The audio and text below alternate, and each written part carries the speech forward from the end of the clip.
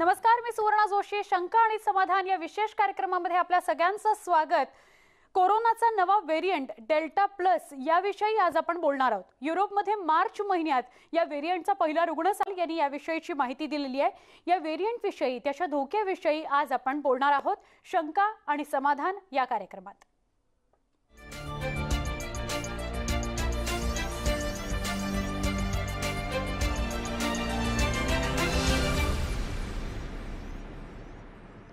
Corona विषाणूचं नवं रूप समोर आलंय अशी चर्चा सुरू झालेली आहे. त्या पार्श्वभूमीवर नीती आयोगाचे सदस्य डॉक्टर वी.के. पॉल यांनी याविषयी नुकतीच माहिती दिली. विषाणूचं नवं रूप सापडलंय ही सत्य बाब आहे, पण हा विषाणू हा व्हेरियंट ऑफ इंटरेस्ट नसून व्हेरियंट ऑफ कन्सर्न या चिंतेच्या वर्गवारीत गेलेला नसल्यानं चिंता करू नका. व्हेरियंट ऑफ कन्सर्न म्हणजे वाढतं संक्रमण किंवा धोकादायक, मानवतेवर प्रतिकूल परिणाम करणारा असा विषाणू. डेल्टा प्लस असं याचं नाव असल्याची माहिती डॉक्टर पॉल यांनी दिली आहे. नवी दिल्लीमध्ये पत्र सूचना कार्यालयाच्या राष्ट्रीय मीडिया सेंटर इथं गेल्या आठवड्यामध्ये कोरोना संदर्भातली माहिती देताना उत्परिवर्तित डेल्टा प्लसची माहिती त्यांनी दिली आहे. या सगळ्याविषयी आपण बोलणार आहोत.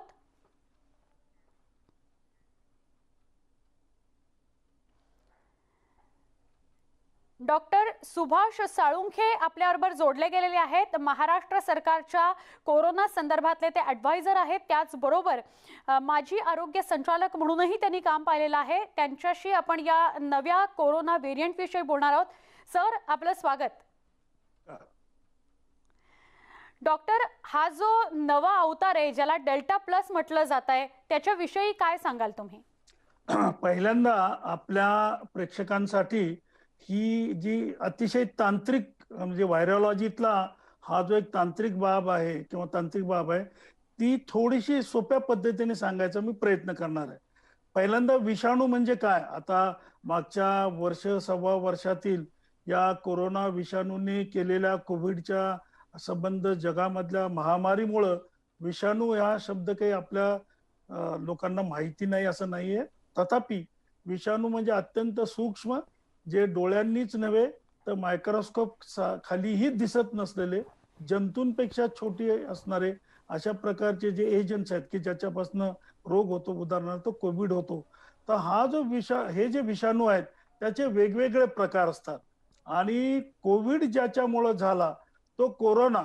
आणि हा कोरोनाचा आता आपण जे आपल्या स्क्रीनवरती चित्र दाखवलं की त्याच्यावरती जसं एखाद्या फुलं असतात किंवा ज्याला काटे असतात अशा प्रकारचं त्याचं बाह्य अंग आहे.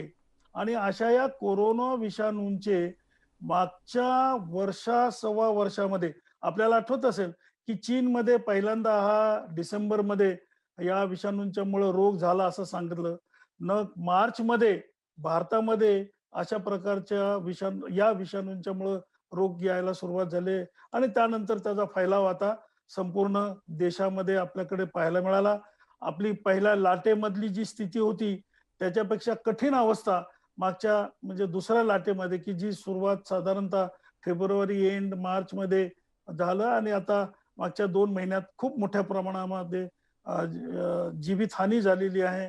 खूप मोठ्या प्रमाणामध्ये लोकांना आजारी पडावं लागलेलं आहे.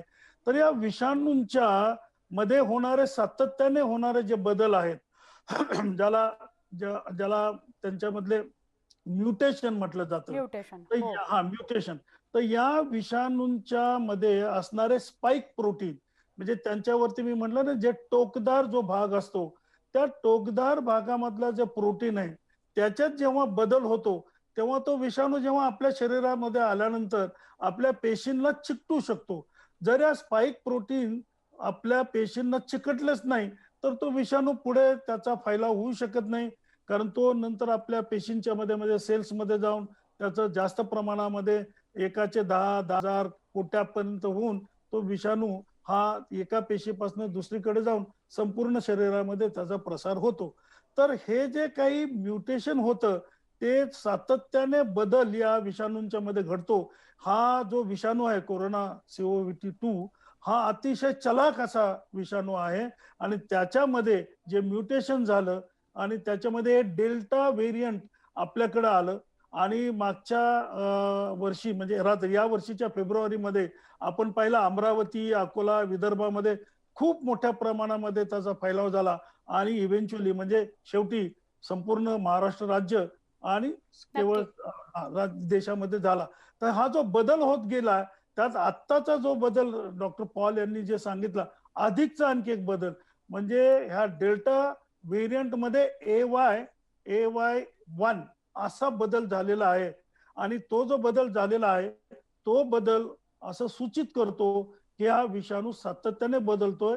मार्च मध्ये ह्या युरोपियन कंट्रीज मध्ये तो बदल झालेला जो काही म्युटेटेड व्हायरस आहे तो आढळला आणि आता या देशामध्ये आपल्या देशामध्ये सुद्धा त्याचा काही प्रमाणामध्ये प्रादुर्भाव झाल्याचं निदर्शनास आलेलं आहे. नक्की सर, सविस्तर माहिती आणि तीही सोप्या शब्दामध्ये तुम्ही या नव्या अवताराविषयी दिली आहेत. आता त्याला डेल्टा प्लस म्हटलं जात आहे.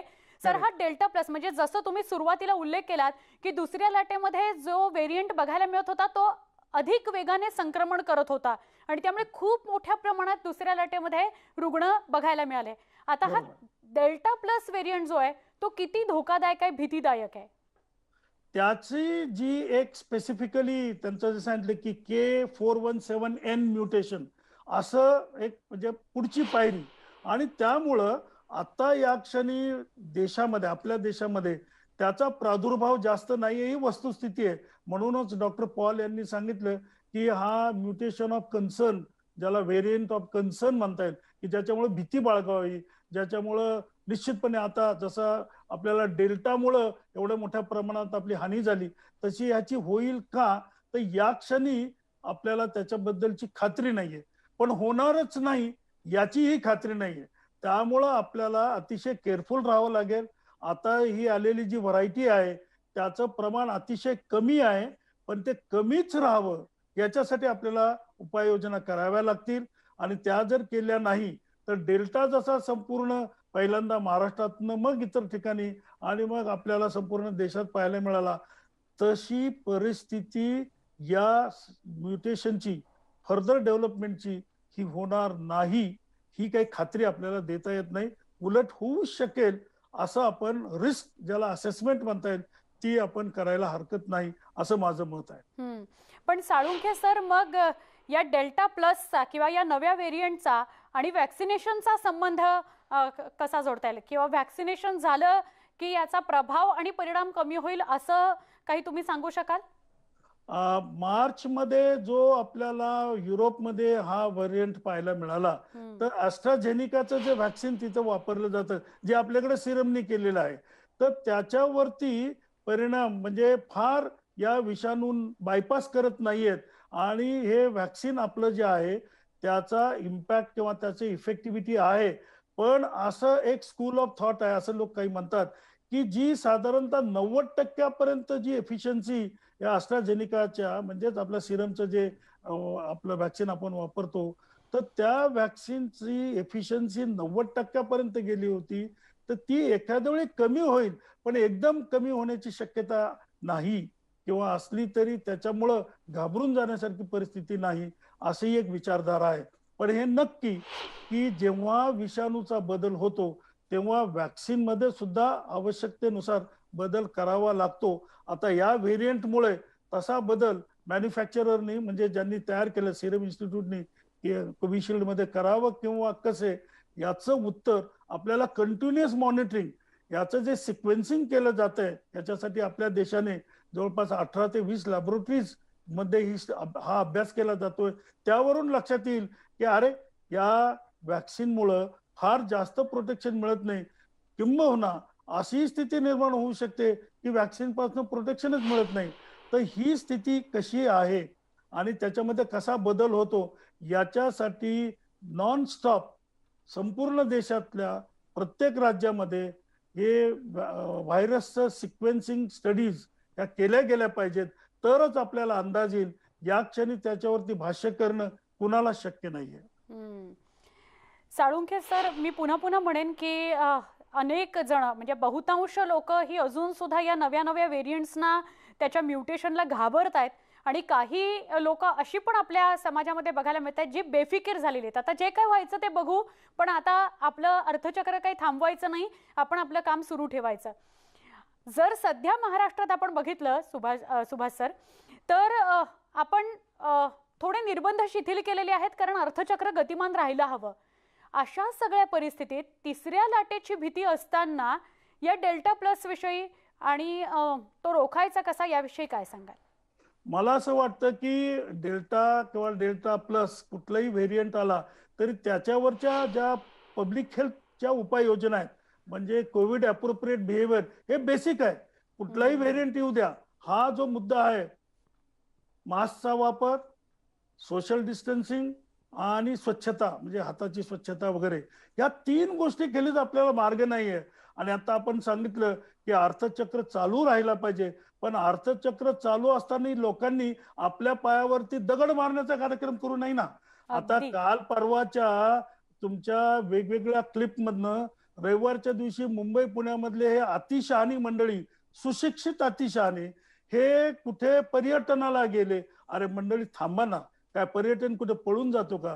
काय म्हणजे घराच्या बाहेर पडलं नाही तर मानसिक क्लेश थोडेसे होतात, नाही असं नाही, पण काही दिवस जर थांबला तर तुमचा जीव धोक्यात टाकण्यासारखी परिस्थिती ही आता जी करताय ते करू नका.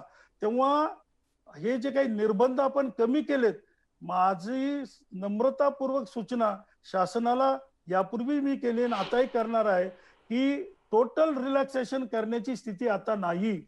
लोकांनी कारण नसताना, आवश्यकता नसताना बाहेर पडू नका. आणि डेल्टा प्लस व्हेरियंट सारखा आणखी याच्या पुढे चालून सुद्धा एखादा व्हेरियंट येऊ शकतो, याची जाणीव आणि भान ठेवा. आवश्यकता असेल तर बाहेर पडा, परंतु ती सुद्धा काळजी घेऊन. नक्की. आता आता आपले लोक काळजी घेत नाहीत. आम्ही पुणेकर मंडळी काय, मुंबईकर काय, कोल्हापूरमध्ये काय, हे सगळ्या पद्धतीने, म्हणजे कुठल्या कुठल्या राजकीय गोष्टी, कुठल्या कुठल्या सामाजिक गोष्टी, धार्मिक गोष्टी, याला करायला थोडासा कालावधी घ्या. कृपा करून आपला जीव आणि आपल्या जवळची लहान बालकं असतील, मुलं असतील, म्हातारी मंडळी आहेत, या सगळ्यांचे जीव धोक्यात घालण्याचा खरंय, काळजी करू. आणि टोटल रिलॅक्सेशन हा शब्द मला जास्त चपखल वाटला सर, जो तुम्ही आता वापरलात की टोटल रिलॅक्सेशनची ही काही वेळ नाही. सर अजिबात नाही. तुमच्याशी अधिक बोलायचं आहे, पण ब्रेकची वेळ झाली आहे. कार्यक्रमात एक छोटासा ब्रेक, लगेच भेटू. पहा फक्त न्यूज 18 लोकमत.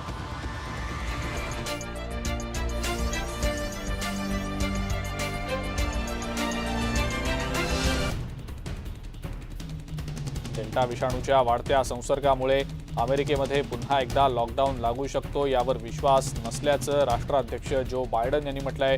व्हाईट हाऊसमध्ये ते बोलत होते.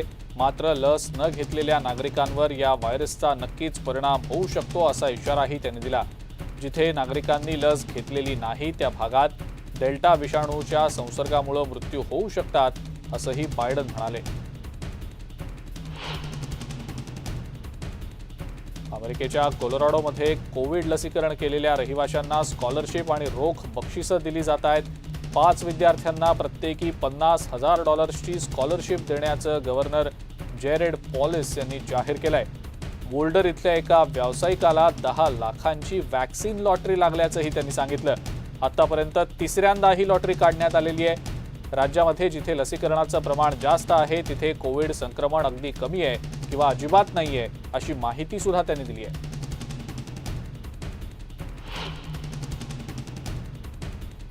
लसीकरण मोहिमेला प्रोत्साहन देण्यासाठी अमेरिकेच्या उपराष्ट्राध्यक्षा कमला हॅरिस यांनी अटलांटा इथल्या अबॅन्झार बॅप्टिस्ट चर्चच्या लसीकरण केंद्राला भेट दिली आहे. आपल्याला आपले मित्र, कुटुंब, नातेवाईक या सर्वांची लस घेण्यासाठी प्रवृत्त केलं गेलं पाहिजे असंही त्यांनी म्हटलंय.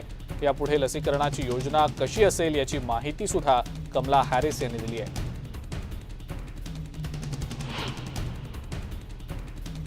अमेरिकेहून येणाऱ्या पर्यटकांवरचे निर्बंध आता युरोपियन युनियनमधल्या सदस्य राष्ट्रांनी उठवायला सुरुवात केली पाहिजे असं युरोपियन युनियनने म्हटलंय. अल्बेनिया, लेबनॉन, उत्तर मॅसेडोनिया, सर्बिया, तैवान आणि अमेरिका या सदस्य राष्ट्रांनी अत्यावश्यक नसलेल्या प्रवासाला आणि लस घेतलेल्या आणि लसीकरण न केलेल्या लोकांना परवानगी देण्याचं आवाहन केलं गेलंय. दर 2 आठवड्यांनी मिळणाऱ्या माहितीवरून युरोपियन काउन्सिल निर्देश देत असते. अर्थात या शिफारशी सदस्य राष्ट्रांना बंधनकारक नाहीयेत. युरोपियन युनियनची कोणतीही पर्यटन किंवा सीमा धोरण अशी नियोजनाची बाब नाही. Spain, Germany, Greece, Bulgaria, Croatia, चेक रिपब्लिक, डेन्मार्क आणि पोलंड या देशात ग्रीन पासची पद्धत सुरू झालेली आहे.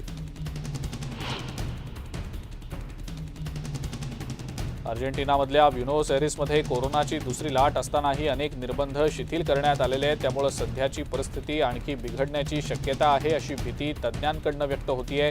हॉस्पिटलमध्ये दाखल होणाऱ्यांच्या संख्येमुळे बेड्सची कमतरता आहे आणि मृत्यू होणाऱ्यांच्या संख्येतही वाढ होण्याची भीती व्यक्त होतीये. या आठवड्यात ब्युनोस एरिसमध्ये व्यवसाय, वाहतूक आणि इतर काही गोष्टींवरचे निर्बंध उठवले गेलेत. गेल्या काही आठवड्यांमध्ये रुग्णसंख्या कमी झाल्यानंतर हा निर्णय घेतला गेला होता. मात्र रुग्णसंख्येत घट होण्याच्या दृष्टीनं अजूनही हा आकडा जास्तच असल्याचं तज्ज्ञांचं म्हणणं आहे.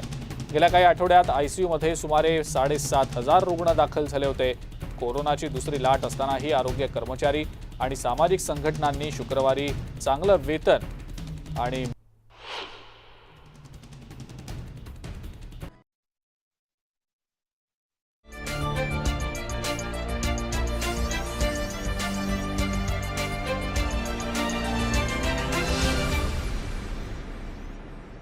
शंका आणि समाधान या विशेष कार्यक्रमामध्ये पुन्हा एकदा स्वागत. कोरोनाच्या नव्या व्हेरियंट विषयी आपण बोलतो आहोत. हा नवा व्हेरियंट म्हणजे डेल्टा प्लस, ज्याच्याविषयीची चर्चा महाराष्ट्रभरात सुरू झालेली आहे. तर तो किती धोकादायक आहे, काय काळजी घ्यायची, लक्षणं वेगळी असतील का, किंवा उपचार पद्धतीबाबत काही मार्गदर्शन आपण या कार्यक्रमामध्ये घेतो आहोत. डॉक्टर सुभाष साळुंखे आपल्या सोबत आहेत. महाराष्ट्र शासनाच्या कोरोना कमिटीच्या ॲडवायझर म्हणून ते काम करतात. माजी आरोग्य संचालक ते राहिलेले आहेत. आणि सगळ्यात महत्त्वाचं म्हणजे साळुंखे सर अगदी सोप्या शब्दांमध्ये आपल्याला या डेल्टा प्लस विषयी माहिती देत आहेत. सर, आता तिसरी लाट येणार असं म्हटलं जात आहे. संभाव्य असेल, कदाचित येईल, कदाचित नाही येणार. या तिसऱ्या लाटेमध्ये लहान मुलांना अधिक धोका असेल असंही म्हटलं जात आहे. मग तिसरी लाट, लहान मुलांचा धोका लक्षात घेता या डेल्टा प्लस विषयी कसं बघावं लागेल? नाही, अगदी हे महत्वाचा मुद्दा आपल्याला हे ध्यानात घेतलं पाहिजे की लहान मुलं ही पहिल्या लाटेमध्ये आपण प्रोटेक्ट केली, की त्या मुलांना बाहेर येऊ दिलं नाही आणि नॅचरली त्यांचं प्रोटेक्शन होत असताना त्यांना जे इन्फेक्शन पासून होणारे अँटीबॉडीज किंवा रोगप्रतिकार शक्ती त्यांच्यात आपण निर्माण होऊ दिली नाही. दुसऱ्या लाटेमध्ये त्यातल्या काही मुलांना आणि विशेषतः जी 10 वर्षाच्या वरची मुलं जास्त एक्सपोज झाली, त्यातल्या काही मुलांना नक्कीच हे इन्फेक्शन झालं आणि त्यांचं काही अंशी प्रोटेक्शन झालेलं असण्याची शक्यता आहे. तथापि निश्चितपणे बऱ्याच मोठ्या प्रमाणामधली मुलं म्हणजे साधारणतः 18च्या खालची जी मुलं आहेत ते ज्याला व्हल्नरेबल म्हणजे ज्यांना कोविडचा आजार होऊ शकतो अशा कॅटेगरीतले आहेत. आणि अशा मुलांना किंवा ज्याला ॲडोलसंट म्हणतात यांच्यामध्ये हा जर म्युटंट व्हायरस म्हणजे आपल्याला डेल्टा ए असा जर व्हायरस इंट्रोड्यूस या ग्रुपमध्ये झाला तर आपल्या दृष्टीने ती निश्चितपणे काळजी करण्यासारखी परिस्थिती निर्माण होईल. आणि तिसऱ्या लाटेची जी शंका आहे ती काही केवळ म्हणजे येण्याची शक्यता असं नाही. नक्की पॉसिबिलिटी त्यासाठी 2 कारणं आहेत. एक म्हणजे आपल्या देशामध्ये जरी 25 कोटी लोकांचं आणि आपल्या राज्यामध्ये साधारणतः आपण 2.5-3 कोटी पर्यंत आपण व्हॅक्सिनेशन केलं, पण ते पर्सेंटेज फक्त 25% आहे. टोटल जी व्हल्नरेबल पॉप्युलेशनच्या जर आपण 25% लोकांना प्रोटेक्ट केलं की ज्यांना व्हॅक्सिनेशन किंवा लसीकरण केलं तर त्यांना आपण जी संख्या 70% पर्यंत गेली पाहिजे. म्हणजे खूप मोठा आपल्या लोकसंख्येचा भाग हा व्हल्नरेबल आहे. आता त्यातल्या काही लोकांना आपण दुसऱ्या वेळमध्ये पहिल्या वेळमध्ये नॅचरल इन्फेक्शन झाल्यामुळे काही इम्युनिटी किंवा अँटीबॉडीज त्यांच्या शरीरात तयार झालेल्या आहेत, प्रतिकार शक्ती झालेली असेल, पण तेही काही खूप मोठ्या प्रमाणात नाही. आणि काही लोकांची ही अँटीबॉडीज हळूहळू कमी होत जातात. म्हणजे या सगळ्या गोष्टी जर आपण समोर ठेवल्या, व्हॅक्सिनेशन सफिशियंट झालेलं नाही, आपल्याकडे व्हल्नरेबल पॉप्युलेशनची संख्या कोट्यावधी आहे आणि या प्रोसेसमध्ये आपण जर कोविड ट्रान्समिशनची काळजी घेतली नाही, प्रिव्हेन्शनची काळजी घेतली नाही आणि ट्रान्समिशन करायला परवानगी दिली जी आपण आता देतोय, कारण आपण कोविड प्रतिबंधात्मक कोविड अप्रोप्रिएट बिहेवियरला आपण लक्ष देत नाहीये. या तिन्ही गोष्टी एकत्र जर केल्या तर तिसऱ्या लाटेची पूर्वतयारी आपणच करतोय असं माझं ठाम मत आहे.